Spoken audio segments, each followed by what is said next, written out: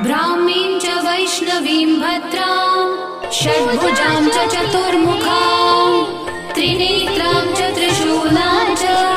पद्मचक्रगदाधरां पीताम्बरधरां देवीं नानालङ्कारभूषितां तेजःपुञ्जधरां श्रेष्ठां ध्यायेत् बालकुमारिकाम् ओङ्कारलक्ष्मीरूपेण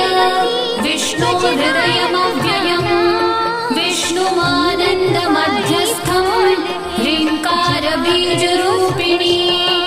ॐ क्लीं अमृतानन्दभद्रे सत्य आनन्ददायिनी